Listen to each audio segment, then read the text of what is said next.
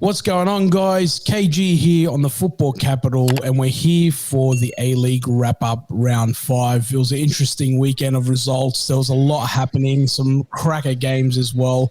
And here I have my co-host, Borche, for today's episode. Borch, welcome. Thank you, Kev. Thank you. For the first time on the show, we've got JD. JD, welcome. Thank you, boys. A true pleasure. I'm as gassed as ever after the Sydney win, so it's perfect timing. But yeah, good time to have you on, which is promising.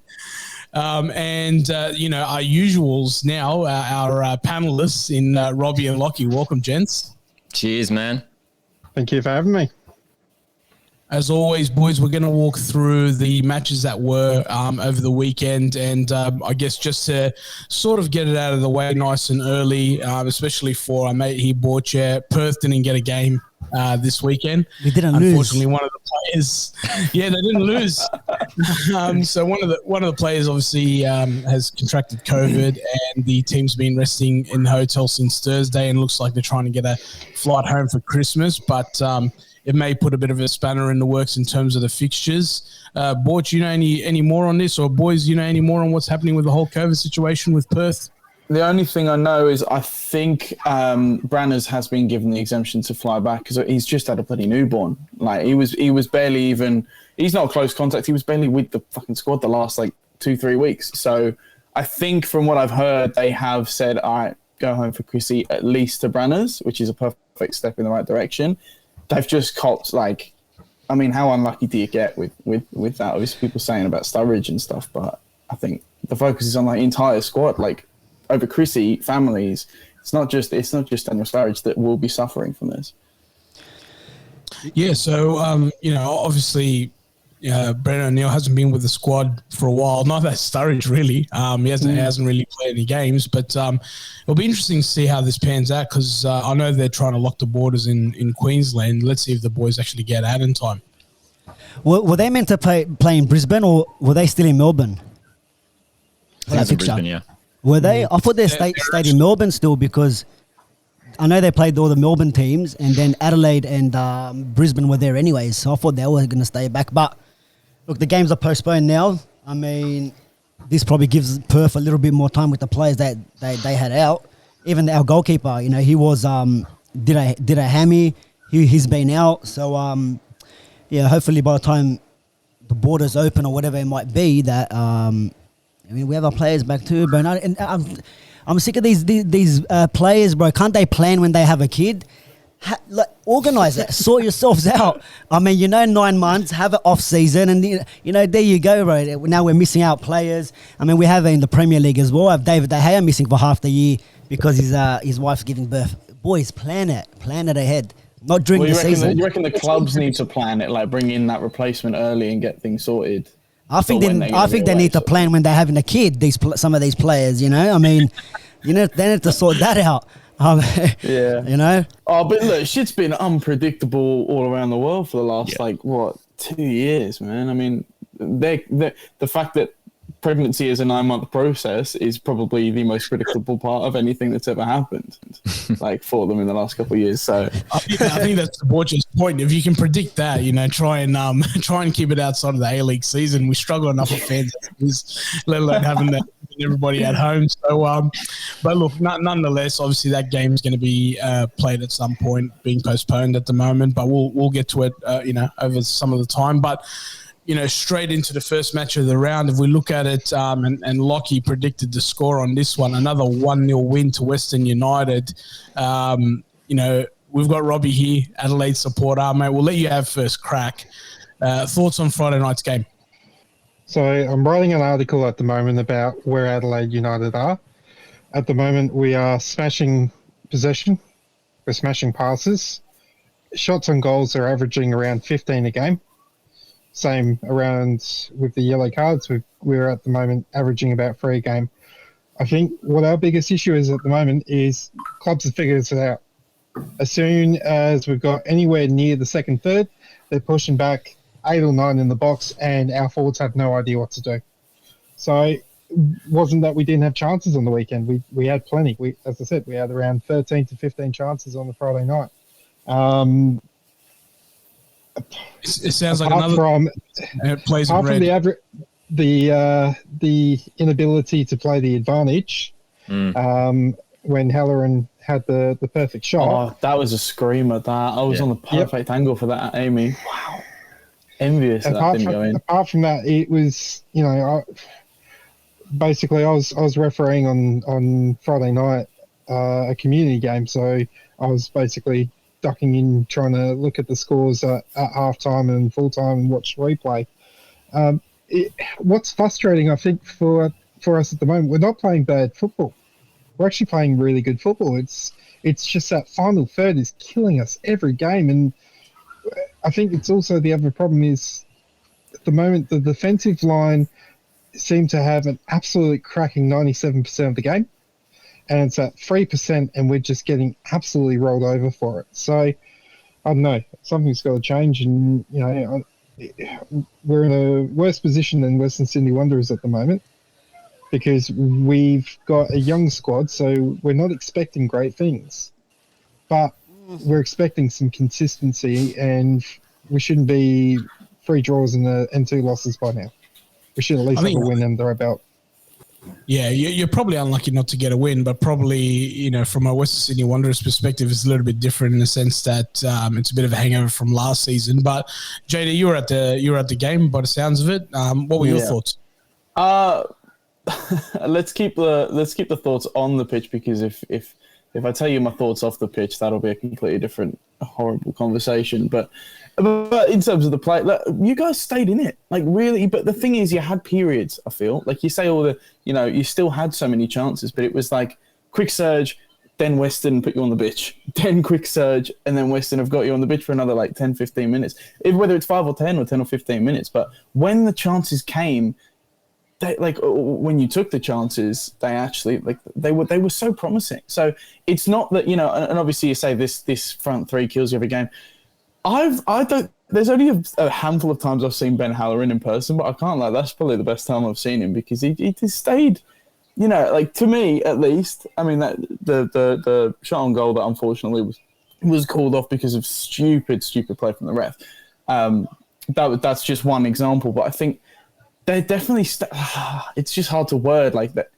I feel like you're so close to getting that sort of that breakthrough performance where you sit back and go, fuck yes, that's the one we've been waiting for, because I'm seeing little bits of it. And don't get me wrong, Western at Western, they 1-0 Merchants, but they still sort of are the same as you guys in the sense that they'll have times they control, and then obviously they'll have a lot of times where they'll be on the back foot a little bit more, but it's just about the stability when they're doing it versus you guys. So you're really close. But then it goes to show with the fact that they're just nabbing 1-0 wins along the way is because they're not the best, they're not the worst, but they just about get over people like yourselves. Do you know what I mean? How long do you reckon it will take though for Adelaide? No, not for Adelaide, for Western United, because like you're saying 1-0 Merchants. I mean, at the end they could have made it 2-0, and I feel like Payne and Wales, they kept.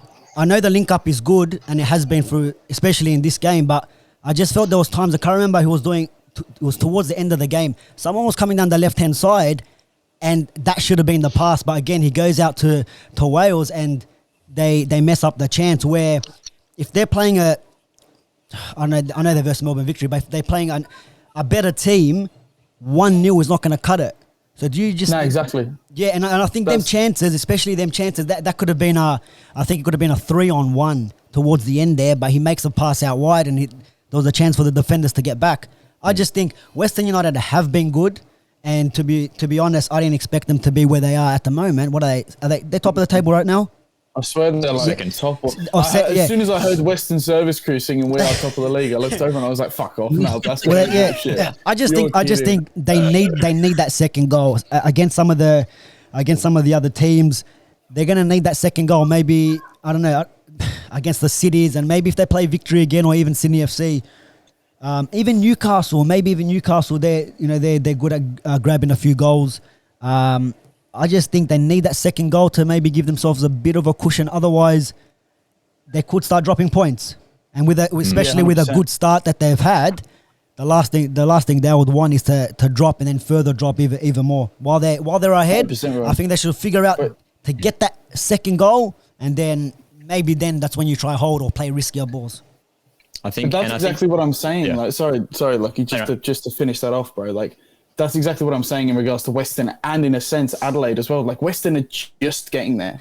Adelaide are just close to just getting there. Do you know what I mean? Like, I know that I'm just kind of throwing analogies and references out at the moment, but with exactly how you've just explained it, like, it's not going to be much longer if Western continue to be like this. If they just nab it, and people like Adelaide, like clubs like Adelaide that have copped that 1-0 in the last few weeks, if they use the experience from playing a side like Western, it's going to boost them, while Western stick to those sort of tactics of getting 1-0 up and then kind of just letting more chances go. In a sense, at least that's the vibe I was copping. Like, you know, I mean, don't get me wrong, smashing goal from Connor Payne, what a bloke! Like, but you know, on second hand, like, can you do it again, or like not just him? Like, can someone just keep going, man? Just build on it. Yeah.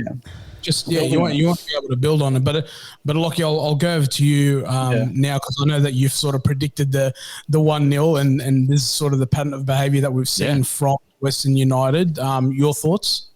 Yeah, look, it's John Aloisi. They seem happy to play this way now. You know, it's 4 consecutive weeks that they've won 1-0, and they've got this system of having a very solid defensive setup and hitting on the counter attack, and they can do that with the guys like, you know, Connor Payne, Lockie Wales, and it's working for them at the moment. You know, Leo Lacroix coming back into the side. Tomoki Imo was amazing in this game. Josh Risdon is, you know, performing as if he wants to get to the World Cup next year as well. So they're all playing really well in a defensive setting.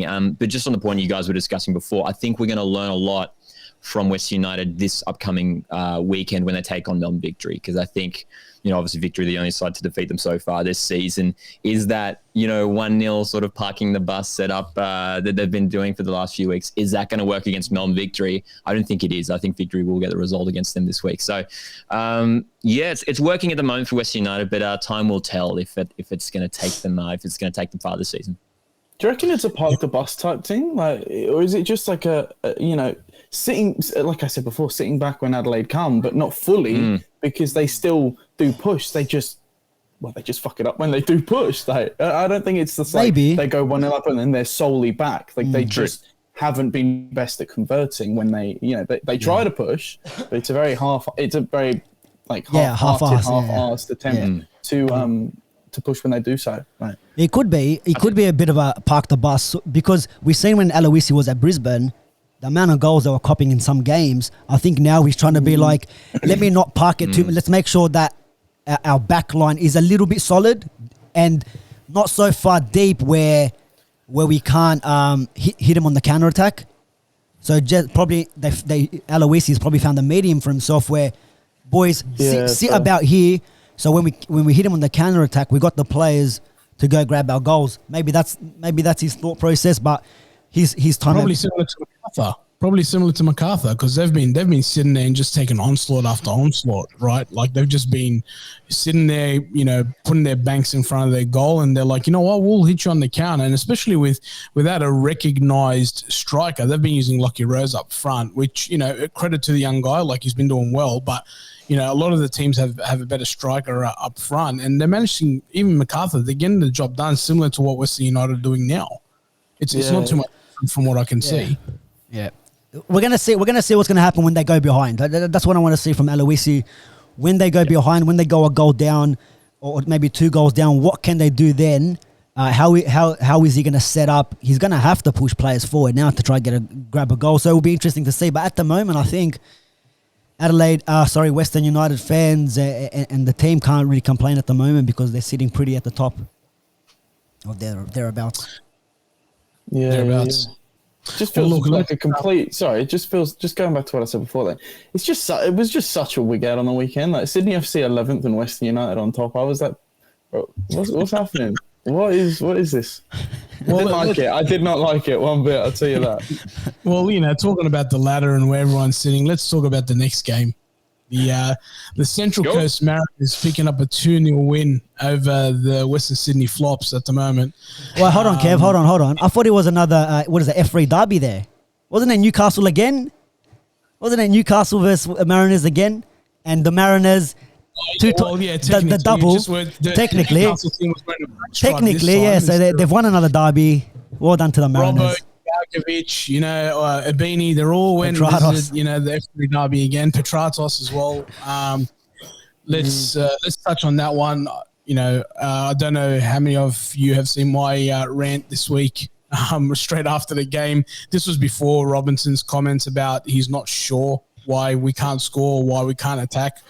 I don't know what manager will earn up to that ever in public, but not taking away from the performance of Central Coast. For me, whilst I think the Wanderers dominated possession in the first half, Central Coast took the game by the neck in the second, and what counts as goals. And whether or not that second goal went in at the end, it wouldn't have really mattered at the end of the day. It was a good performance from Central Coast and another poor showing from the Western Sydney Wanderers. We'll go over to Lockie. Your thoughts? You were at the game. Yeah, dude. Well, first of all, it's maybe the hottest game I've ever been to. It was so freaking hot at the game. But yeah, dude, fantastic to get the win. And Wanderers looked okay. In the first half, they had some good field position and were getting some crosses in, nothing really troubling us. They looked a little bit clueless in attack. But look, I mean, what can I say about the Mariners? I'm so happy with how we're playing at the moment. Even those 2 losses that we picked up earlier on in the season, the young guys just playing so well. Jacob Farrell again, Josh Nisbet. Look, bias aside, I think he's arguably one of the best midfielders in the whole league at the moment. His work rate is just next level. And if he keeps going at this rate, he's going to score himself an overseas move by the end of the season. I genuinely believe that. I think a bunch of these young guys could, because that's the amazing thing as well. The fact that these guys like Jacob Farrell have absolutely no A-League experience. Harry Steele, these guys are coming in and are performing so well. And especially, I think we're already answering some of the questions that other teams had of us coming into this season. No Stajic, no Stensness. A lot of these young guys have stepped up, and Nick Montgomery's come in and stepped up, and it's so great to see that we're continuing the success. And yeah, dude, I mean, just so much more pressure on Carl Robinson now. So it's worrying signs for the Wanderers, eh?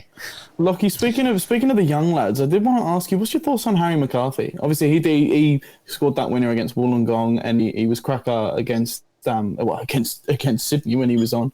But I just wanted to get, he's a local boy. He's a good mate of mine from up on the beaches, and we've got. I mean, man, you look at half the Sydney squad. We've got talent from up on this Manly Warringah sort of FA sort of ends. But I just wanted to get your thoughts on how he's gelling in with you boys. What do you reckon? Oh, he's been fantastic. I mean, he's gotten, out of all the new guys that have sort of come in, he's the one that's probably got the least amount of minutes so far. And that's simply because there's so many young guys competing, especially for those attacking spots when you've already got Josh Nisbet, Damien Sekenis is in there.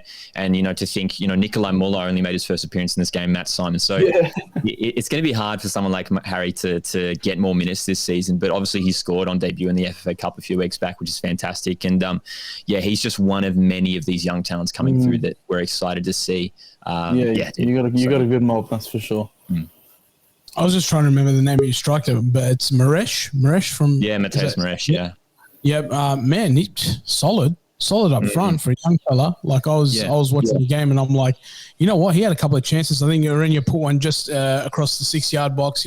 He slid in, just missed, but he didn't look out of place in the A-League for somebody who's a bit of an unknown to myself. I looked and I'm like, wow, this guy's really impressive. And you're right. In the middle of the park, totally dominated. I know that it created a few opportunities in the first half where Ugargovic pushed through, but after that, I don't know if it was a tweak at halftime or Nick Montgomery, picked something up, but quickly tweaked it and it changed the second half. And, from a Wanderers perspective, a bit of deja vu because the same thing happened the week before against MacArthur, but very poor in terms of in front of goal. I don't know if there was a game plan from Nick Montgomery to ensure that the Wanderers were shooting from outside the box, because we couldn't even get into the 18-yard box to pull off a shot or even a cross-face goal, pass. Frustrating enough that, the couple of moments that Central Coast had in that first half, they pick up the ball, they go down the other end, and they create chances and they almost score, which for me was a lot of red flags, but not taken away from the performance of Central Coast. I think definitely something for everyone from a Central Coast perspective to be proud of, and continue to build on that momentum. But from a Wanderers perspective, I don't know how many of you are on Twitter, but it blew up yesterday. Dean Heffernan putting out a bit of a reply tweet to Carl Robinson's, I'm not sure post. And then Patrick Swanzwijk and Daniel Georgievski, then Simon Hill, then Mark Bosnich, they all start chiming in. And there's a few players that will remain unnamed, but I've reached out to some past and present players, and let's just say it's not looking good. Just the entire vibe, like. It's terrible. It's terrible. Like, so we've touched on the fact that, obviously we've got a bit of a hangover from last season. Performances aren't going our way, but now we're seeing stuff not just about the manager, Carl Robinson. We're also seeing stuff about JT. We're also seeing stuff around the director of football at the club. His name escapes me at the moment, but Gavin Costello, I think it is. And there's a lot of stuff out there, which is quite scary to say that. Actually, the most recent one this afternoon was Rolly Bonavacia. He came out and I just saw an eyes emoji or something from him. Correct. Yeah. Correct. So he's now. Well, you might be jumped in signing and Ronaldo then. The eye emoji means like Ronaldo's coming, doesn't it?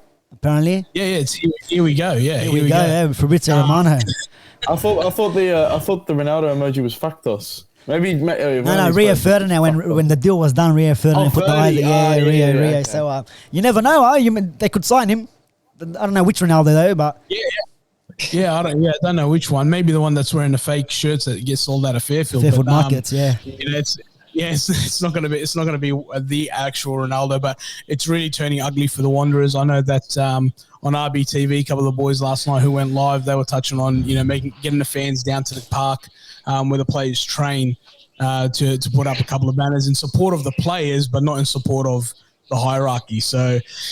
Right. Yeah, bit ugly. That's a rare one though. That's a rare one when I feel like with you guys, like it's. I mean, I usually see like the onus and the hate is kind of on everyone involved altogether. But if now that it's okay, maybe that's why it's such a good thing that like all these ex players like Bonavacia, Georgievski, like just to name a couple of names, are coming out and verbalizing, the back end of things. Perhaps that adds to like a sort of unity between more of a unity, at least between the fans and the players, and we're all together in getting whatever this shit at the hierarchy sorted out indeed is. Like maybe it's a positive outcome. Yeah, well, they must know at their time at the club of what's happened at their time, and we see some player that have left. Georgievski, he was thrown into the bins, mate. When he was there, not getting any game time after being promised. He won a title with Melbourne City last year, Butch. He got in nice and late and picked up the armpits. Toilet seat. Armpits, yeah, toilet seat. That's all that matters, right? Who is it? What was it? It was like when Rob Green was at. Who was Rob? He was at Chelsea or City or something and won the Premier League, like for not starting or something like that. Yeah, well, that's sort of like early days of Andrew Redmayne, right? He just kept he played like one game a season and ended up picking up a couple of trophies and his quality now. But early on, he'd had 3 A-League titles and played like 4 professional games. So it sort of works out from time to time. But really ugly scenes there at the moment with the Wanderers, between the fans. It's funny. You did say normally the fans turn on the players, but somebody who's probably close to it in myself, I can definitely say that the players aren't the issue at the moment. Some players are obviously out of form and not performing, but we definitely identify that there's a culture problem at the club. And I get why the fans support the players, because we know the quality that's been brought in, and we know the quality of the players as well. And for some reason, Petrados, Antonis, and all these players that were exciting prospects, but like exciting players for Wanderers this season, they're barely a shadow of what they were even till last season. Like even from last season, it's like, who are these players? It's like a lot of them look like whether it could be they're not enjoying it, there must be something with the tactics that they're not understanding, or there isn't any, where it just looks very disjointed. Like there was a lot of promise from the derby, from round 1, a lot of promise. Players coming in, all right, it was a 0 or draw. They had their chances. I swear that the Derby lineup was like nine debutants or something out Yeah. of the 11 Yeah. on the field or something. But it's not just that; they're all quality players, and you think they can do a job. So to see where they have fallen now, especially after even getting knocked out in the FFA Cup to Apia, that's another one where, like, all right, if you lose by that last goal that they scored, all right, but when Apia is kind of on top of the game for majority of the game, that's where it's a little bit concerning. Even though half the Wanderers team was, whether it's their second team or reserves or whatever it might be, you gotta put up a better fight than that.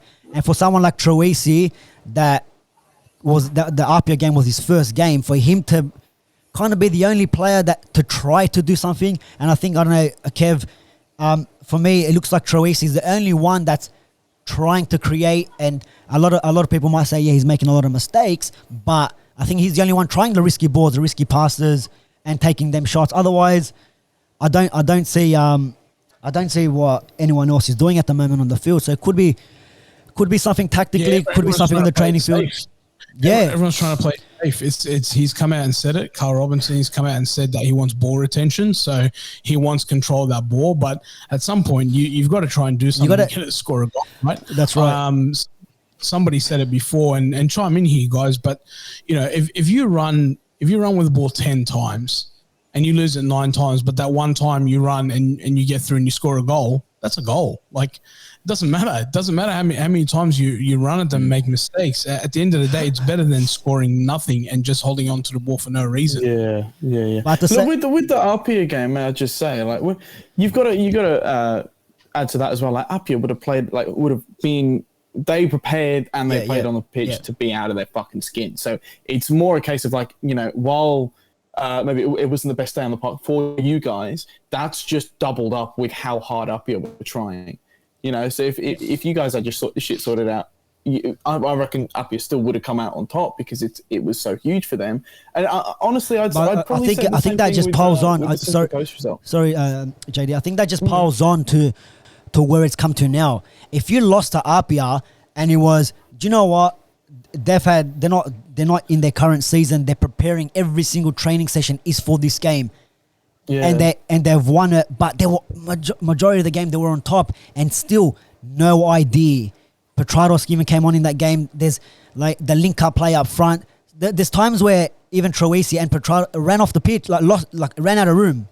So you're just running down that. It's like, what is this, Melbourne Cup? You're just running in a straight line, and then you're running out of room, and it happens so many times in these games. And like, I'm not even a Wanderers fan, but I see the boys, the Kev and the boys from the RBTV, and a lot of my, I'm from Western Sydney. A lot of my friends are all supporters, so I hear what they say. And me, being a coach as well, I can see the type of football that they're trying to play. But then, where's the final product? Where's the to have one chance on goal, one chance or the two, one in the second half. The only one that really stands out was the Petrados goal, right? And that's just one chance per game. And like, you can give credit to obviously to Central Coast Mariners for their defensive displays, which I think they were a lot more organised. I don't even think Mariners had their best game. It was probably one of their worst games this season, and they still got the job done. Where if it's Western Sydney, if it's Wanderers' worst game, it's going to show on the scoreline as well. Where, like we're saying with Western United, they're not really playing that well. Newcastle, they've had moments, but they're getting the results. They're getting something done. Like when they're 2-0 down. Go on. You got to see what Wellington did in the FFA Cup, right? They beat Avondale, I think 4-1 or 5-1. Whatever it was, right? They beat Avondale. From a Wanderers perspective, you lose up your Leichhardt with this. Let's say it's a second string squad. Fair enough. But on Saturday, you've got to get the win because you've just rested the whole team. And the fact that he says you lose to Apia, you lose to MacArthur. You come out against Central Coast and you bring that's 3 losses on the trot out of the first 6 games that you've played. Whether it's Western Sydney Wanderers, if you have a manager who rests your best team for a cup game and you lose that cup game, you've got to come out and win the next one. And I think that's where the frustration's grown from the player, not from the players, from the fans, and then from the fans against the club, and then it's just snowballed because it's a continuation from last year. But I would dare say, Robbie and Lockie, opportunity for you to jump in here. But if you lose your midweek game because you rested players, you've got to win your next one, or you've got to at least get some sort of, result out of it. So I discussed this with you last week, and I said to you then that Robbo had lost the dressing room. Now, you think about it this way, majority of the times, for a player to be able to speak their mind freely, it's on the pitch.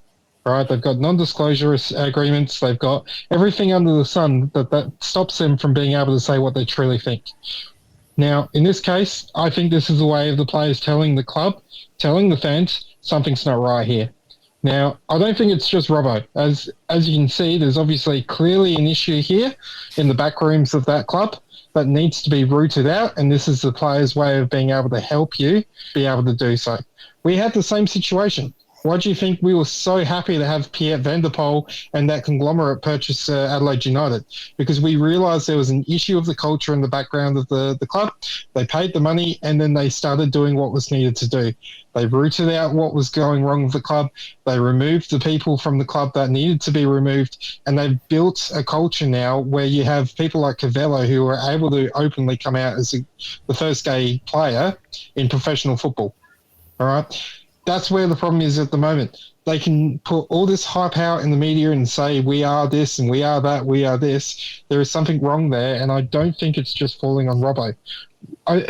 If you look at it this way, if you've got someone in the background basically telling you 24/7, this is how you've got to play, this is what you've got to do, this is basically how many times you can jump in the game, and you have no say as a coach, you choke hold as well.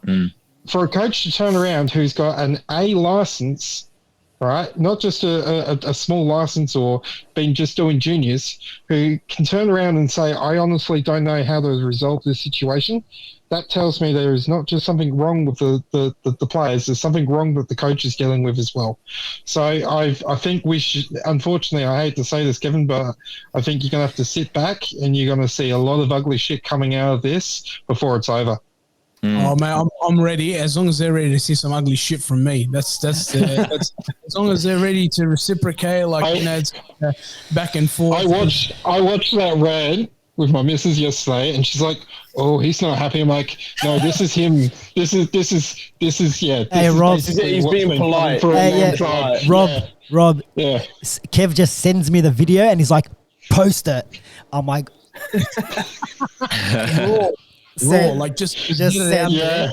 And Borch just see me on a Sunday afternoon on a Sunday football pitch. So he knows that's how you're going to get it from me, and I know how I'm going to get it from Borch as well. But Kev, before we move on to the next one, just quickly, what do you want to see happen next? Like in this week, today, tomorrow, what do you want to come like from what's happened now? 5 games, you've only got the 5 points, like you said.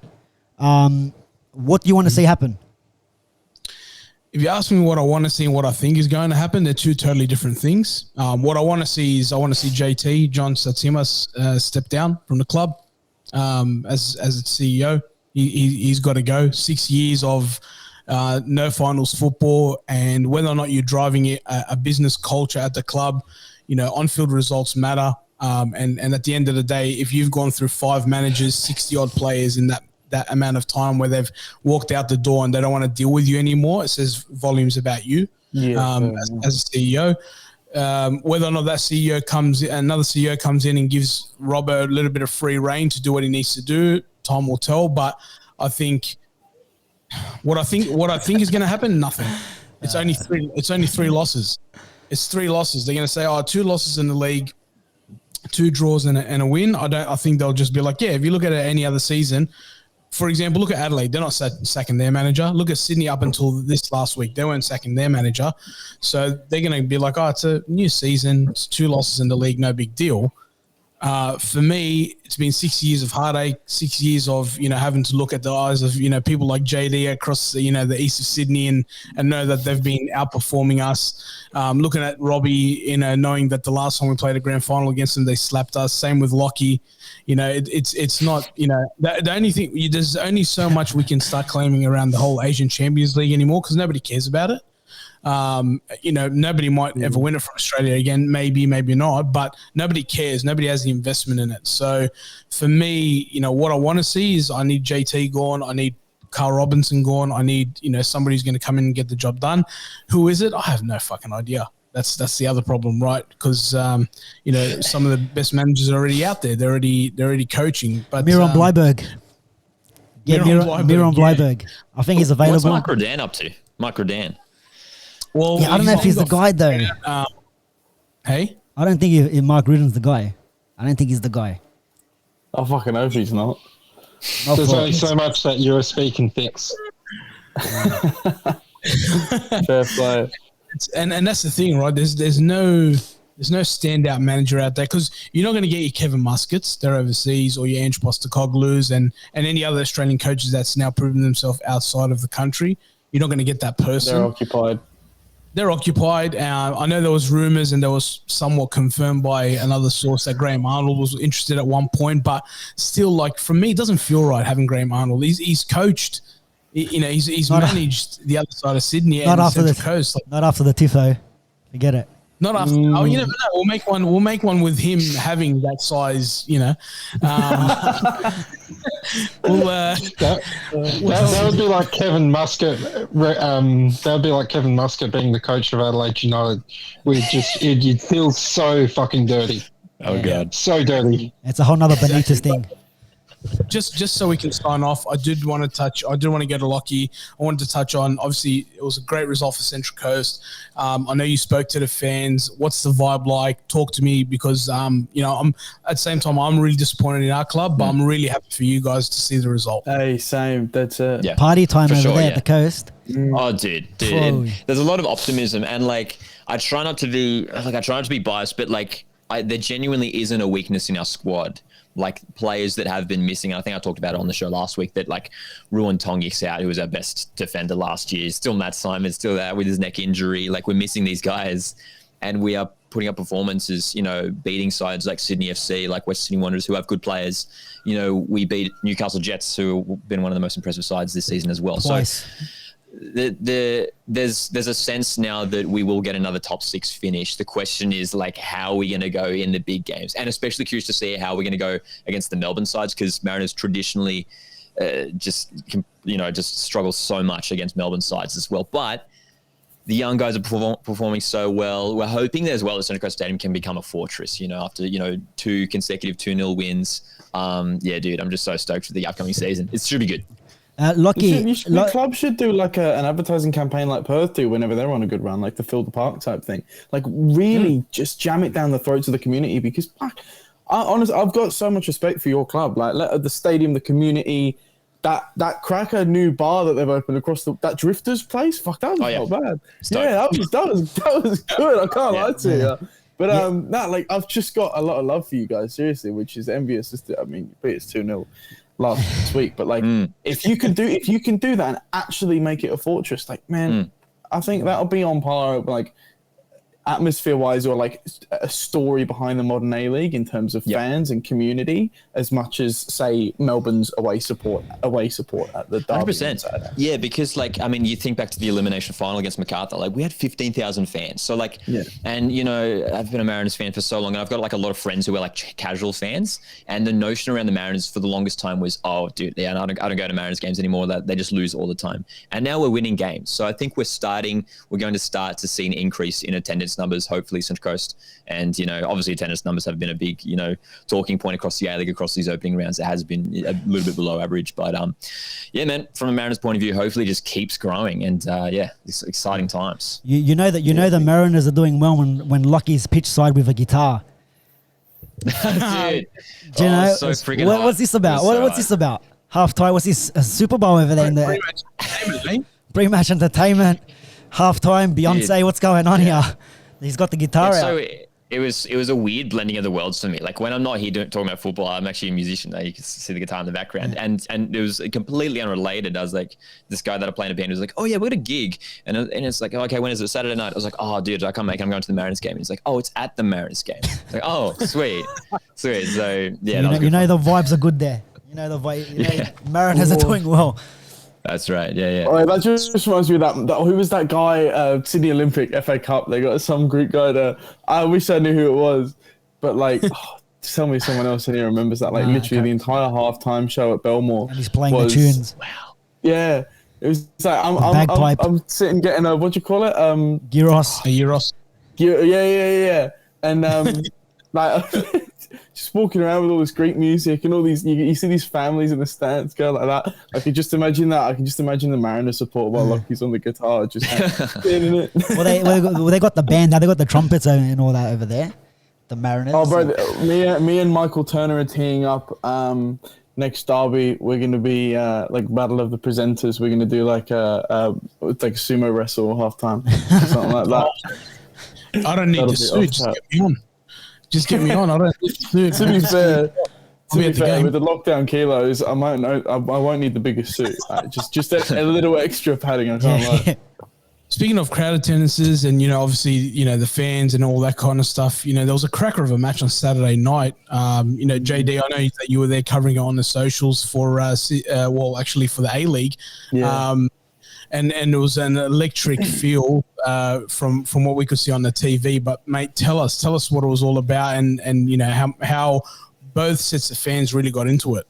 See, that's the thing. Like, obviously, Victory side of things will be saying. I mean, the amount of posts I've seen on Facebook, Twitter, Insta, like the support of last year's Wooden Spooners versus the support of the reigning champions, and obviously that's where they're a money-based club, they're not natural fans, blah blah blah. We've actually got history. Like, well, to be fair, all of that I've just subtly referenced there, like that has all contributed to how good of a derby it was. But aside from all the beef between the two, you just genuinely have to respect it. Like City Terrace did, obviously, by no means did they match Victory's numbers, but they turned like up. I just remember walking past the terrace at one point, and they do have really they have the passion. It's just a shame that there's not that much active surrounding that club, and half the sidelines was, I'd say about.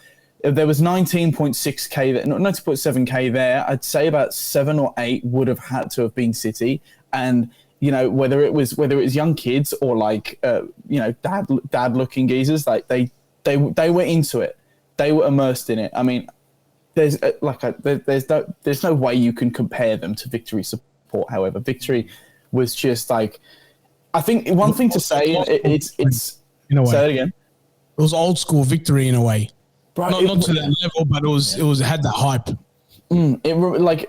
That's exactly what I was just about to say. As much as it fucking envies me because it's Melbourne Victory, but it reminded me of why I started watching the A-League when I moved to Australia. Like, it seriously did, because I came in the time where it was like 2014 was my first game. I moved here in 2013 with the family, but 2014 was my first Sydney game, and I just remember there being a huge Cove tifo that day, and that was when Cove at the old SFS would genuinely fill out the whole of behind the goals, and I think with it being a derby and just everything on and off that's one thing I said on the A-League socials when I was wrapping it up for the night. I said everything on and off the pitch contributed to just the blockbuster we were all hoping it would be.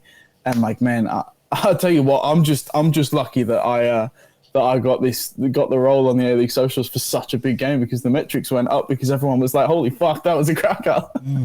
But yeah, man, like it was just so good to see, and it's annoying because it's two Melbourne teams. But it was in saying that, I leave all the, like I said, one thing I said to Richard Bayless as it was all getting decided and stuff. Fuck, that's another name drop. My bad. I just said to him, forget about the fact that I do my work for Sydney. Like, all bias aside, I just genuinely have the love for the game out here, and that's why I was so happy to do Melbourne Victory versus Melbourne City, because as much as they're two teams I should really despise, all connotations, everything in that sense was completely out the window, because I was just there for the atmosphere, for the rivalry, for the passion on and off the field. Like, it was just. It's what Aussie football is all about, and that should be what people call peak A-League, because that is really how good it can be. I think the performance on the field matched it as well. I mean, to be honest, it's one of the throw it out there, one of the best A-League games I've probably ever seen. Yeah. One of in terms of everything. Definitely game of the season so far. Yeah, 100%. By far. But I didn't watch it because I was still pissed from the result beforehand. But I watched the replay on Sunday morning before I watched the other two matches on Sunday afternoon. But what a cracker of a game! Like it was end to end. There was that feel that it was a derby, where opposed to the City derby in round one didn't really have that feel. Like it was a derby, but wasn't any crunching tackles. There wasn't much feeling in it. This one sort of had it all. I don't know, boys. What do you think?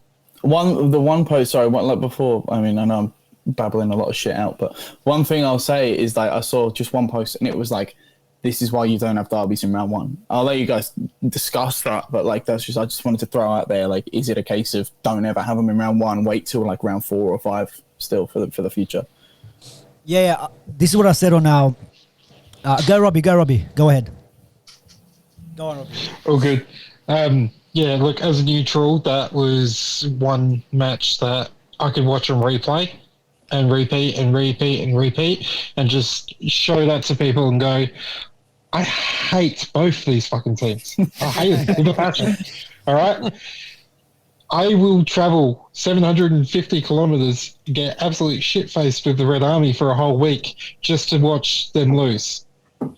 But I will show that to all my mates who aren't watching and go, this is why. This is why you need to watch. This is why you need to fill the stadiums. Yeah. This is why you need to be a part of it, because you don't get that atmosphere through the TV. You can experience it to an extent, but unless you're actually there, unless you can feel it and, be a part of it and experience those emotions, those highs, those lows, you don't fully get to comprehend why this game is so special. And the game in Australia is so special. We have a unique culture involved with our league. We can take the piss out of ourselves. And you tell me any other league in the world where you can have 5 guys right now who all follow different teams, be able to sit here and talk civilly, have a joke at each other, and be able to enjoy the game that it is. And how good, like the fact that it was on free-to-air TV as well. Like that game was the perfect advertisement. I think they said it in commentary afterwards, if like there was any casual fans just like flicking on Channel 10 and to see that game, especially the ending, it was freaking epic. It was awesome. Yeah. Because there's been a few miserable games on the free-to-air. Like that, I think they had the... Was it the Matilda? No, not Matilda. The Socceroos near law, and then the Derby, and then there were some other ones that were just boring. But this one to top it off. But this was definitely the highlight. Watch. Yeah, 100%. But on what JD was saying, with the round one, I mean, we spoke. I think was it our first review show. Even with Broski, I even asked Broski. I'm like, do you think they've put these derbies on too early? Because it just feels like, especially the Sydney Wanderers game, where it's round one, you don't want to risk really losing it. So when it comes to the back end of the game, it's a lot of the players are playing ball a lot of safe balls, not taking them risks. Where you see Melbourne Victory in City now, it was from minute 1 to the right to the end of the game where they're pushing on. Where the derbies. Even to an extent, a little bit with the Central Coast and Newcastle, I felt like the Jets, they didn't go for it until they conceded, so they were holding back. They were scared to make them passes or scared to take on. I don't want to use the word scared. I don't think they were scared, but maybe reluctant to take on players or to make a mistake because it is the first game and it's a derby to top it off. Reluctance probably. The word. Yeah, because you don't want to the last thing you want is lose your first game. Everyone wants to get that monkey off their back and win their first game, or at least get a result. And I just think to put the derbies on in the first round, I think JD, I think you're right, bro. I mean, keep them 5-6 rounds in where we know where we are. If it's a must win, it's a must win. If it's a top of the table clash, it just adds to everything. Not like I get it. They're trying to promote we've got the rebranding and they're trying to promote the A-League again, trying to bring the fans more involved. But I just think leave them maybe. They'll probably learn from it, Butch. They'll probably learn from it. It's Paramount Plus and Channel 10. It's probably their first, or not probably, it is their first go at the rights for this particular sport and this league. They'll probably learn from this and go, okay, well, next year, we're going to speak to the league and try and work out the fixtures, because for them it was probably trying to see if they could gauge interest early on, and the fact that the league has been so tight has probably helped. Every game is still one of those games where it matters. You know, no one's really out of it just yet. Yeah, even though Adelaide haven't picked up a win and Brisbane haven't picked up a win, there's not much in it. You know, you're not seeing your 5-0s, your 4-0s. I mean, you saw Newcastle do that once, but you're not seeing those kind of scorelines where you know it's a nothing game. It's still got it in it. And, you know, just if we just touched on the match for a second as well, there was four pretty decent goals in the match. You know, I haven't seen a quick play goal for a while, and Melbourne's first one, the Italian striker is Maggiota. Yeah, he got the goal. And even City's goals, finally good to see those boys link up, you know, McLaren and Boo. I think all in all, take away from everything that it was in terms of the spectacle on the pitch, there was still some really, really good, entertaining, fast-paced, you know, crunching football. Yeah, but it takes those first few rounds of warming up, like that. You know, whether it's we talk about the derby, but I mean even in some of the other games, like, you know. I can speak on a Sydney perspective because I just know how G'd up the boys were because of how shocking the first few weeks has been. But I think it's like the first couple of weeks for some clubs you're able to do a bit of a trial and error, and maybe there's like a sense of Adelaide and Brisbane going, all right, now we really need to pick it up. So it's like we've had those first few rounds of excitement, and it's not going to drop now because people know what they have to do, clubs know what they have to do. You know, we're starting to see it with games like. You just referenced the Newcastle Wellington game for a bit, and I just as you said, like we saw that one, but it's not more a case of you can tell that Wellington are in the mud from that game. It was a sense of Newcastle picking up their shit. Like wow, like GGs to Newcastle, seriously. I mean, even against us with that 2-2, like there's only so much that I can even say. It's like how I referenced the RPO Western Sydney game. Like there's only so much that was our fault for being a bit woeful that day. There's only so much that was just credit to Newcastle for grinding so hard. But like, I think you're really going to start to see the amalgamation of like the work and the plan in these next few weeks for all these clubs.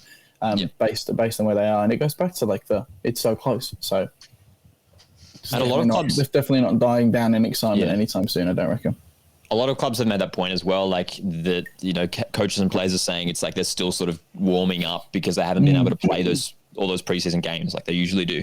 So yeah, I think now that it's round 5, we're starting to get to the point where teams are really clicking.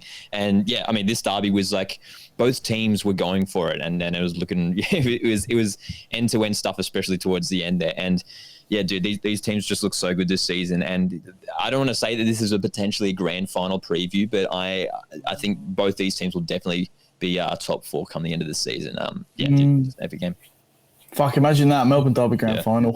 It'd be nuts, dude. And Sydney FC Wanderers fighting for that wooden spoon. Down there with you, JD.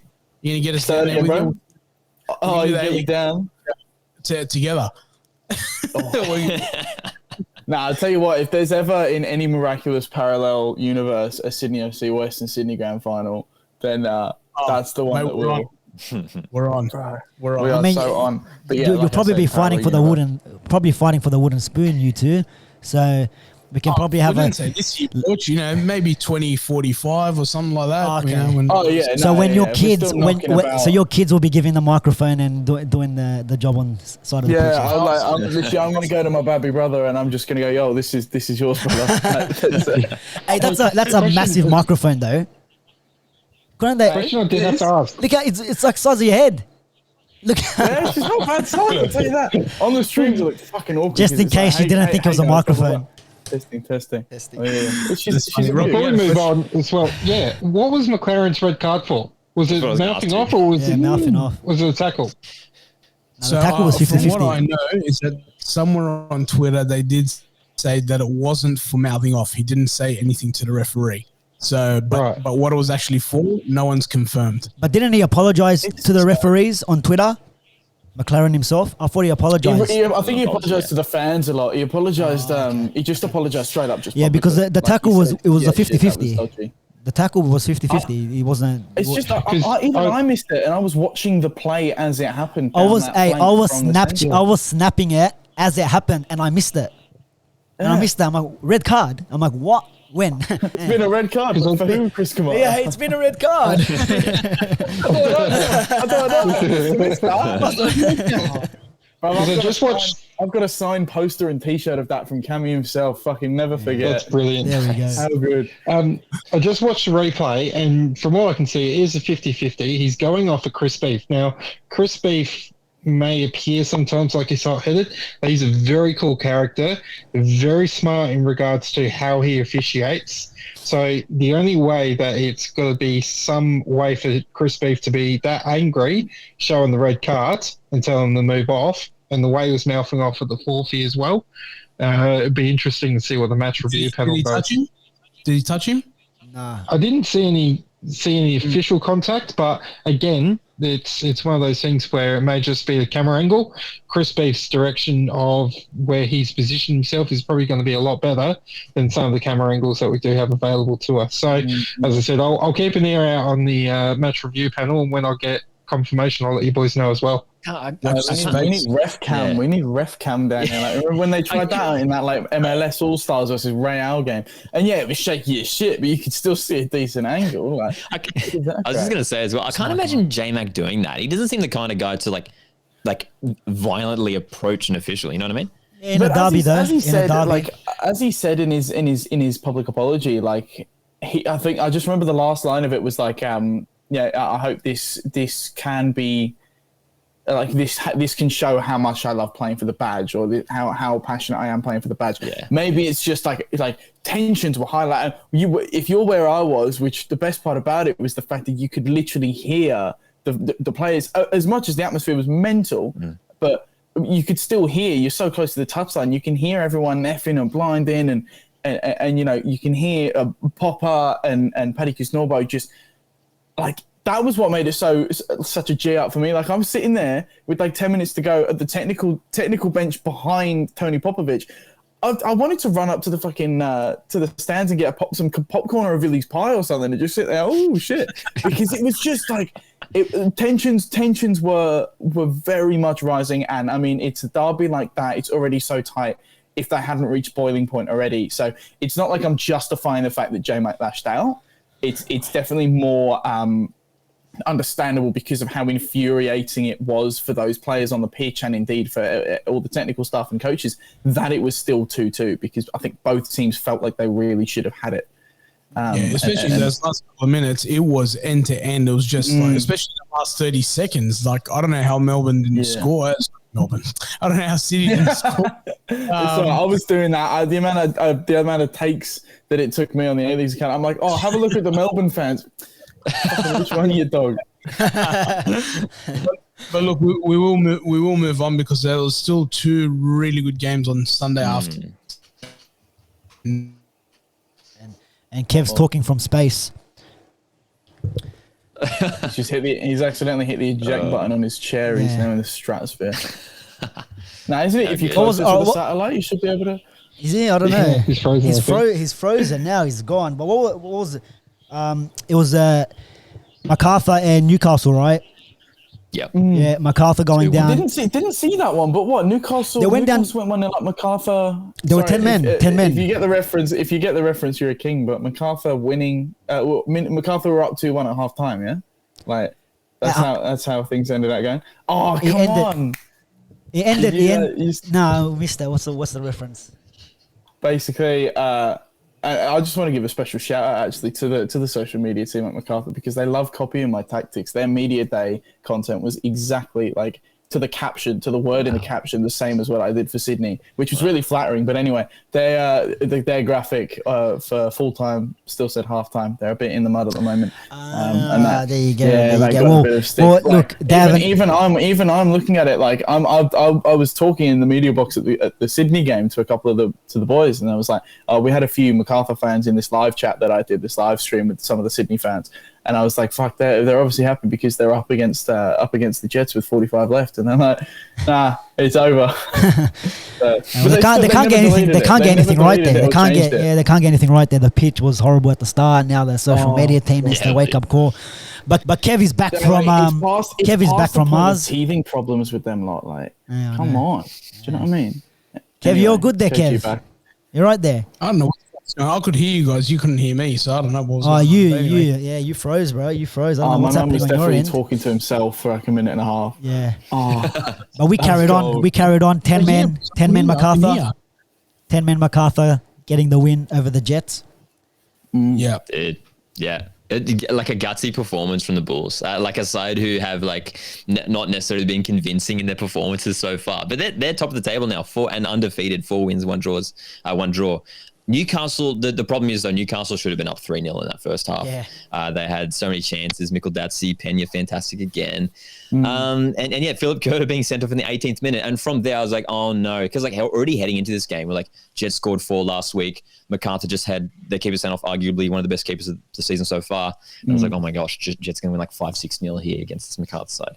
And then they defend out. And then, second half, Danny De Silva basically single-handedly rescues 3 points for them with a goal, with a fantastic goal and an assist. So a gutsy performance from a MacArthur FC side who are, again, one of these sides who, like, I expected them to finish finals, but not be first after 5 rounds. So it was impressive from the Bulls. Yeah. Did you have them down as making finals in the end? Because they do have a promising side. Don't get me wrong.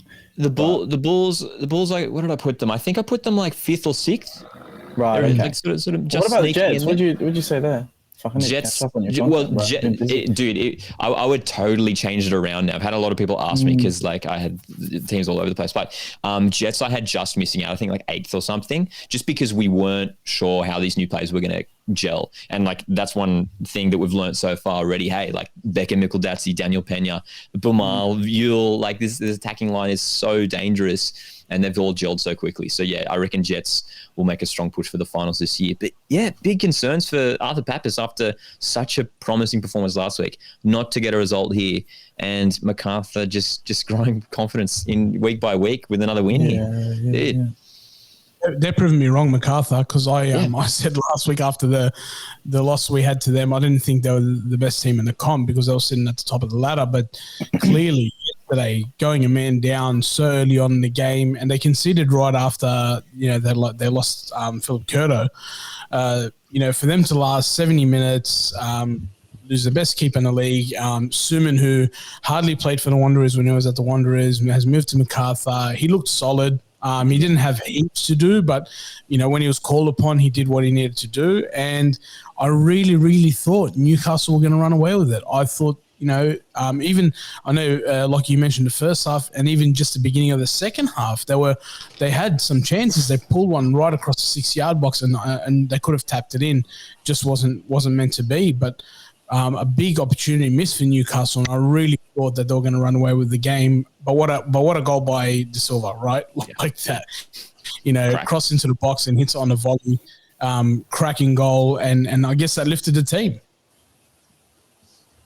They'd have a good camaraderie at the moment because they go like the thing is I have. And Lockie's not going to like me saying this. I do have respect for Newcastle, but I also kind of do have I don't know, man. Like it's got like 17. It's like I said. We're at a point now. Like you gotta give it a couple of weeks and we can really start to see. But there's good foundations in seasons. Yes, there's so much shit to pick up on. Like you said, Arthur Papas was probably shitting bricks a bit about the fact that they didn't end up copping the win.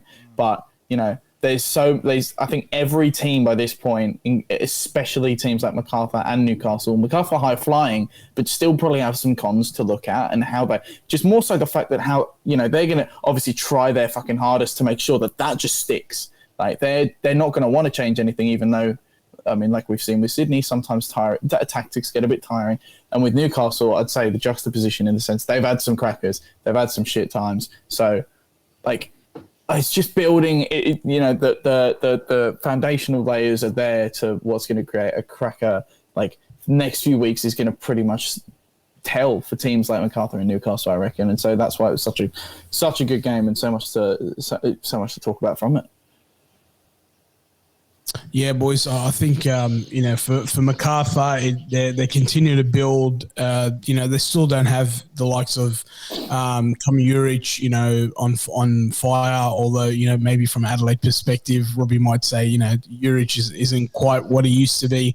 And they've got, you know, De Vea, who wasn't playing on the weekend as well. But look, they're getting the points. That's all that matters at the end of the day. Similar to Western United, they're grinding. You know, whether it's 1-0, that's all it takes to get the 3 points and move up the ladder. And they're getting the job done. Unlucky for Newcastle, I'm really scared to play them this weekend, being a Western Sydney Wanderers fan going up that way on Boxing Day. They'll probably be out to get you know, some vengeance on the last result, but we'll wait and see how that one pans out. But we move on because Sydney FC have picked up their first win of the season. Finally. I know, JD, you were there. You got off the plane. Cogra wasn't far. You jumped in a cab or a car. I don't know what you did, but you got there. Nah, just straight on the train in the end. But fuck it, got there on time. Obviously saw the women's game as well, and big ups to them. I mean, they are high flying. If we can focus on them for 2 seconds, like GG's to them. And they've got the derby out at Leichhardt next or day after Boxing Day, next week, Monday, which would be good for them. So. Definitely, like the vibe around. The irony is that it was Sydney versus Wellington. As much as it's a double header, like as much, yeah, weather was looking fine. Blah blah blah. Ticket sales weren't the biggest that they possibly could have been, but the vibe on the day from everyone that was there on and off the pitch was just, yeah, it was good. It felt like the good times at Cogra, because we need them. I mean, this is our last season, and as much as, you know, there's some people that say they focus on like that. There's people that I've met that don't want to go to Cogra because they just want to wait for Moore Park. But I've loved Cogra so much. I mean, fuck, it's been where I've done majority. Like, as much as I started working with Sydney when I was in like year 10, like most of my memories with the club, as both as a fan and as a correspondent, like, are at that place, and just seeing it last night, like the vibes were there, and the boys have been, you know, like, funnily enough, Wilco did not look still satisfied. He really did not look content with it. I mean, maybe it's the fact that we let Wellington in with that goal. That was a bit stoppy, you know. But it was just a bit of a wig out from everyone. I think even Ben Waine was lucky that he even got in that fucking position and got lucky to slide it past Redders. But you know, it just didn't look like Wilco was not fully satisfied. I think a few of the boys were gassed, but definitely no, like Bimby was happy. Like Bimby was like, I think it was just a big sigh of relief. It was a good day out, big sigh of relief though, and you know, fingers crossed. I mean, we've got MacArthur on Boxing Day as well, so yeah, just fingers crossed now, like that we can keep it going. I mean, we've got Brisbane FA Cup Wednesday. But yeah, it was literally just like a few finally. Yeah. Let's have a good day. Reflect on that.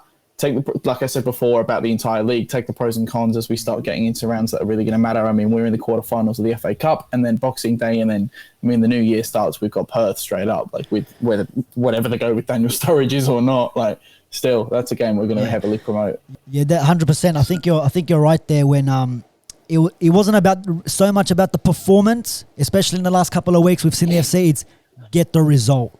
It's all about getting the 3 points, getting that first win. And we know, like, if you look at some of the other teams like Adelaide, your Brisbanes, if you want to say Perth, throw Perth in, or even the Wanderers, they're not winning games, but there's a lot of pressure, maybe more so with the Wanderers. And I don't know, with Adelaide a little bit as well, Brisbane. But with Sydney FC, it's pretty much... but they're gonna come back. Something. We know they're gonna come back. It's that kind of vibe. But they needed to get this win. Wellington, I'm not gonna say was a tap in, but in terms of where we all expected kind of Wellington to be, it's a tap in of a game, kind of to win. And I think you guys did get the victory just about. I think towards the end there, you could see Wellington. It was nervous times. It was. Nervous times. But look, you guys got the monkey off the back, got the first win. First win at home as well. You have, you know, Bobo's on the score. Bobo scored the second one, was it? It was Alfie, I think. Yeah. No, Lafondra, that's right. Lafondra got the second. Him on the score sheet. And I just think Sydney FC up against MacArthur this week, I think they can get the result there as well. So nothing to worry about, in my opinion, for Sydney FC. Very lucky towards the end. Maybe it's going to be a repeat of that Newcastle game, but they got the job done at the end of the day. Yeah, Nah, I'm glad we got there just over the line in the end. But I mean, before, like I said, like I very briefly touched on before the MacArthur game on Boxing Day, this Brisbane game will be a big teller for us. I mean, last time we played Brisbane in the FA Cup was the last campaign. Obviously, we didn't have one in 2019. They just beat us. So like straight up was a 2-0. I don't know. But don't get me wrong, times have changed drastically within those 2 years. But in terms of a cup game like that, where both teams will look at it like. They want their first win of the season as well. In terms of, exactly. I know it's the FA Cup. Look at that as more of a G the fuck up than we are. To be fair, we just need to look at it as continuing the good shit from yesterday. That is like, I don't want to see with Sydney. It's going to break my heart if I see with Sydney what I've seen with Arsenal so many times over the years. We can have a cracker performance and then next week straight back down to like. It's just honestly, I'd be stuck there sometimes just face palming. But so if Sydney goes down that route, I'll be devastated. But like this will tell against Brisbane. It will tell if we're really gonna like pick. I think without babbling on again for too long, like I think that goes back to what I said about Bimby looked happy but knew they needed more done. Wilco didn't look fully satisfied. There was some of the boys were giggling and having a good time. Like obviously you've just copped your first win, like the monkeys off the back. It's that big sigh of relief, but now it's just a case of using that drive to go, right, we're not slowing down here. We can't slow down here. We've got a lot of making up to do for losing to Central Coast, the 0-0 derby, Newcastle, MacArthur L. There's still so much work to be done, but it's a good. I'm going to reference that word foundation again for the next few weeks of the season to really see where we can go from here. It just can't slow down, man. Can't slow down. Yeah, Robbie, Lockie. Did you want to touch on this one? Yeah, look, I think you guys have some promise. I don't like it when Sydney are winning. Because makes me unhappy. Sorry, bro, not much of the league does. That's why I had so many DMs. Sydney's in the mud. Haha, get fucked. Blah blah blah. Yeah, DM requests were staggering over the last few weeks. Unfortunately, the situation is the league needs Sydney, Melbourne, Victory, and Western Sydney Wanderers winning to ensure the survival of the league at this stage. As much as it pains me to say, have a good month, I get you. If we have a good month, that big blue in January is going to go off.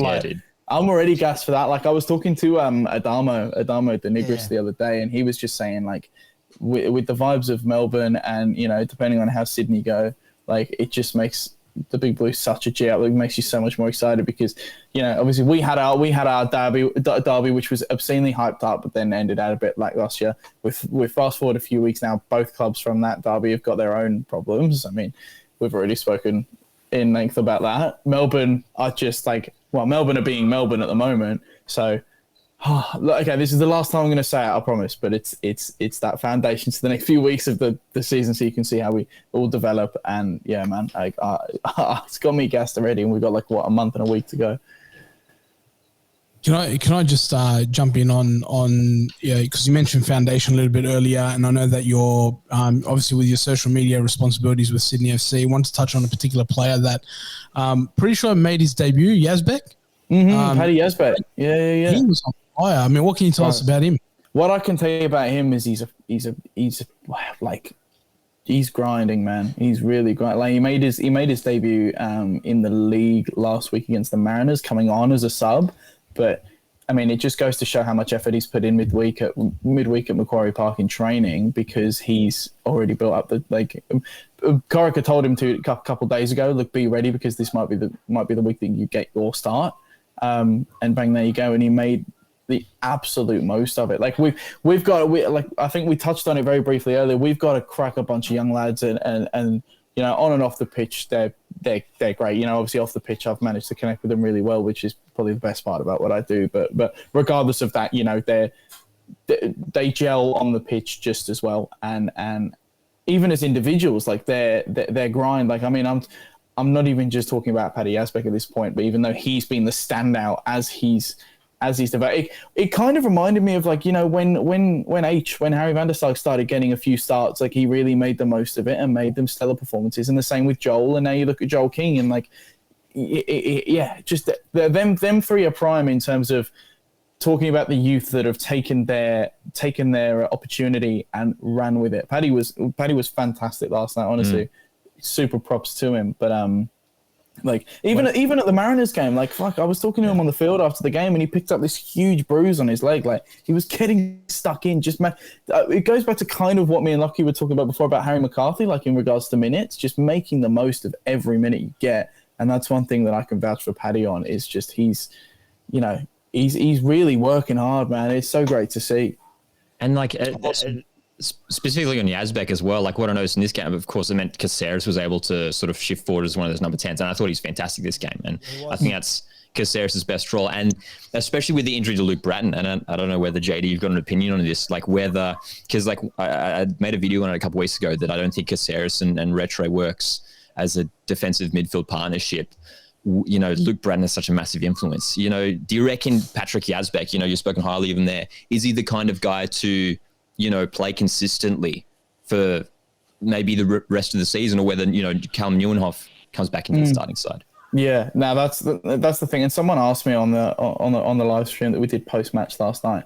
They were saying like, when are we getting a Bratton replacement? And I was like, bro, I feel like we already have a couple of, you know, we can turn to Cal, we can turn to Paddy. Like it's the options are there, but it just depends on, you know, how we can shift the rest of the midfield. Because, you know, if you've got someone coming in for Brassy, like I've just mentioned, like a Cal or a Paddy, but what's going to happen with Anth and Polo still, like they do gel, but perhaps not fully defensively. Like that's maybe something that having Bratsy gone now, which again is just so unfortunate, man. I don't think I've had the time to really kind of, you know, talk about it on air in anything. Like it's just devastating, man, because he was G'd up and he's such a great lad. But anyway, just in regards to the replacement of him, or at least the, you know, just the gelling without him, like.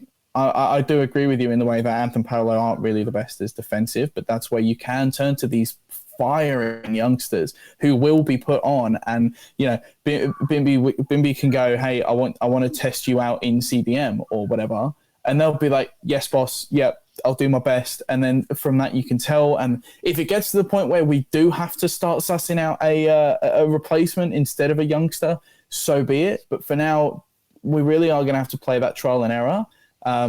With these youngsters, and with maybe switching around and Paolo and whoever that sort of third is. Yeah, I don't know. Maybe with me spouting all of this out, maybe that's a reason why things have been so shit the last couple of weeks, because the midfield have been going through this complete and utter transition period. So, you know, honestly, you could probably pin a lot of parts of the performances of the last couple of weeks on that Bratton injury. It has been a huge loss. Like, yeah, fuck, you don't need to be Sydney's own Einstein to say that it's a massive loss for us. But yeah, it's just about how we go now by using boys like Paddy that are grinding for it. Mm-hmm. Yeah, everyone can see it, and look, there's a lot of young, promising talent out there in the A-League this year. It's really good to see that somebody like Yazbek got his shot, and all the other ones around the country.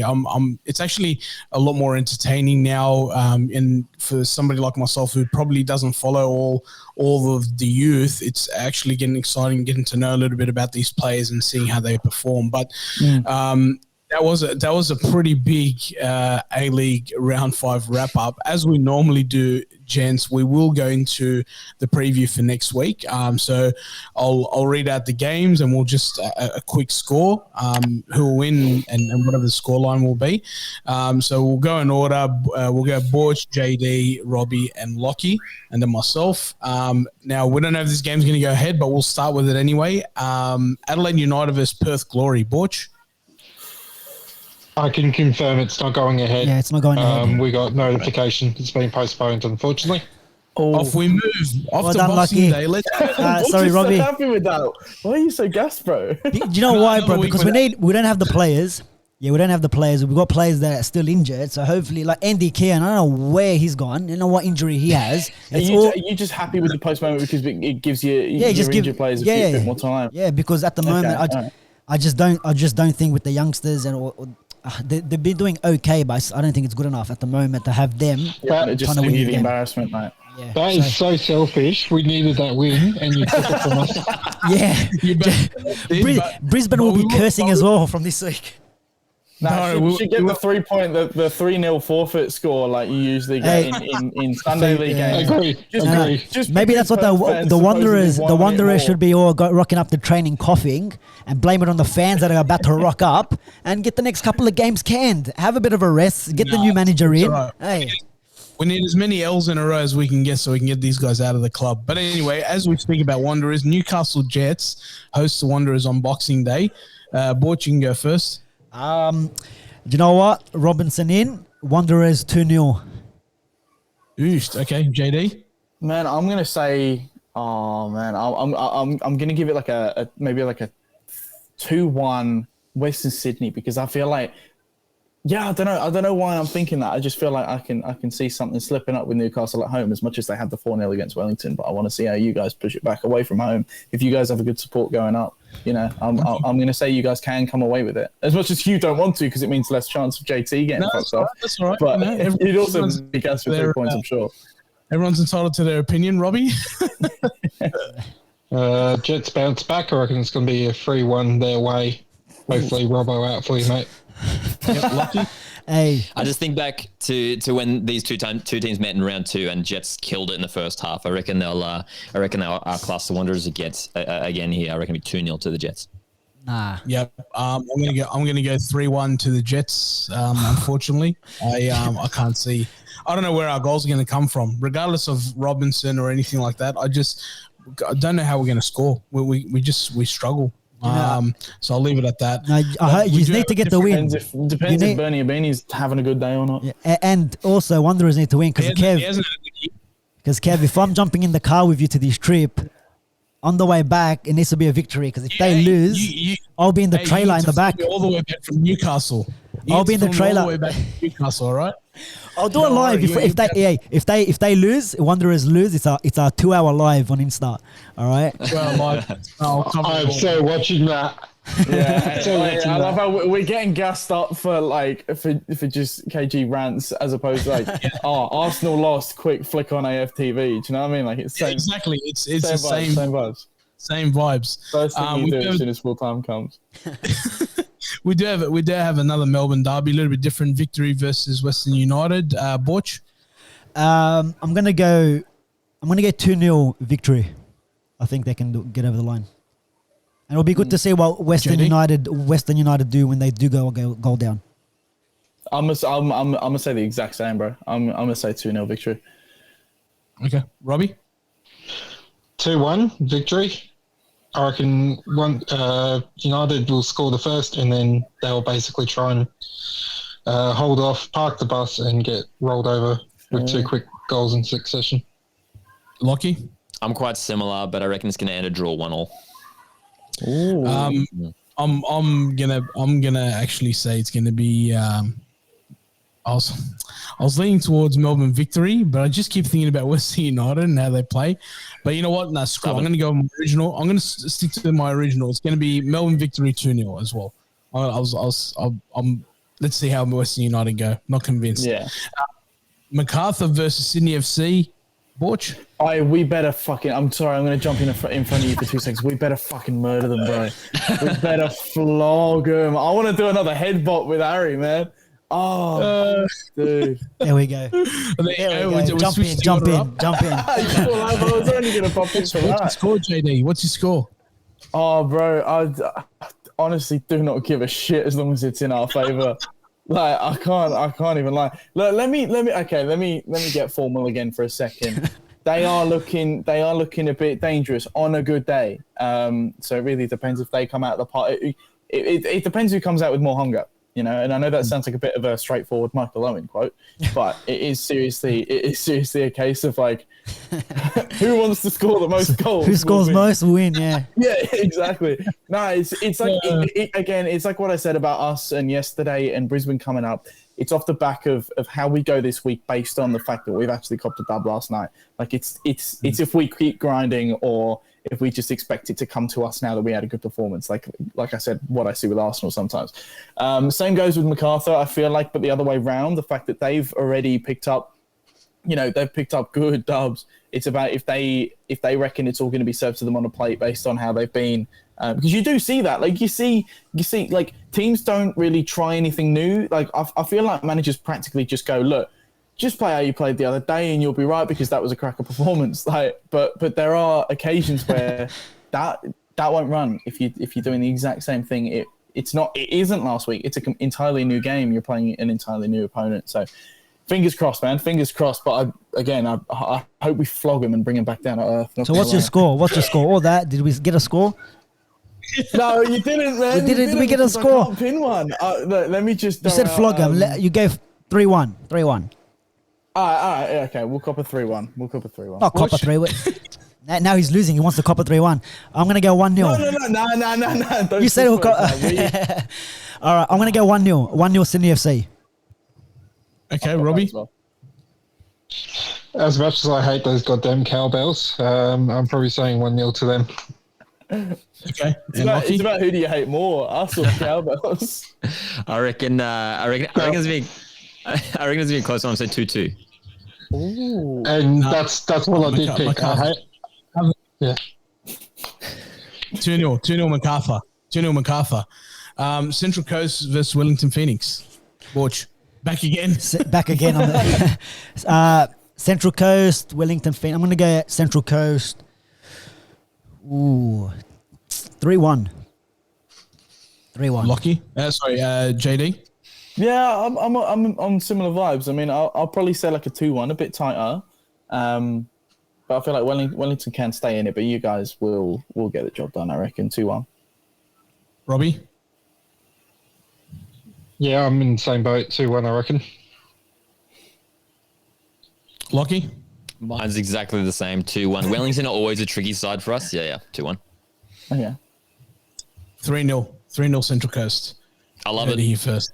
Is that just because you wanted to change things around from everyone being 2-1, or is that genuine? No, I genuinely think they're going to slap up Wellington. I think Wellington are going to start showing their true colours in terms of them sliding down the ladder after a cup. What was it? The most recent, obviously they lost to you guys, but they lost to Newcastle as well, 4-0. They haven't been convincing for me. Just that, Okay, yeah. I think they're going to be that team that's going to start showing their true colours. So we'll see how that goes. But to end the round, Brisbane Roar versus Melbourne City. Watch. I'm going to go Melbourne City on this one, and I'm going to say 1-0, 2-0. Maybe 2-0. No McLaren.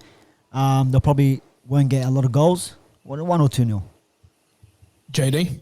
Yeah, man. I was thinking more of a 2-0, but I feel like Brisbane can really use this as a game to like, if they go into it with the right attitude, they're at home against a team like City. They can, if they really want to try hard enough, they can kickstart their season with this. So, you know what? I'm even going to say like a 1-1, because I feel like even if it could go either way. If Brisbane go ahead, City are going to be like, fuck no, we can't let this happen. If City go ahead, Brisbane are going to be like, oh, we can't let this happen. So yeah, I'm gonna play it with a 1-1. I'm gonna play it with a 1-1. See how wrong I am come the end of the round. Robbie? I'm going to say 0-0. I don't think with McLaren being there, they're gonna struggle a little bit because no J-Mac, no party, is it? That's it. I think so. So, and at the moment, Brisbane, the way they're really not playing the Brisbane I know of. So, you know, as I said, when we go up against them, we normally have 5-6 goals, 7 yellow cards, red cards flying out, and to leave there with a 0-0 draw, that's basically what I'm expecting from Brisbane at the moment. Nice and lucky. Correct me if I'm wrong, but I think McLaren might be serving his suspension during the FA Cup this week. Is that right? But a straight red, isn't carry over to the it? cup? Wasn't it a straight red? Straight red. Reds. 3 games? Sorry, 2 weeks. 2 or 3 games? Straight red. Is it true? And they've got to go straight red is 1 match minimum, and then they'll go before the match review panel to determine whether there's any additional time served. And that will depend heavily on the sanction, and also the fact, as I said, he went up and started abusing the 4th official right thereafter. So that's going to insinuate that there's a good chance that he may serve a couple more weeks. It just depends on what the initial sanction was for, and depending on how severe it was.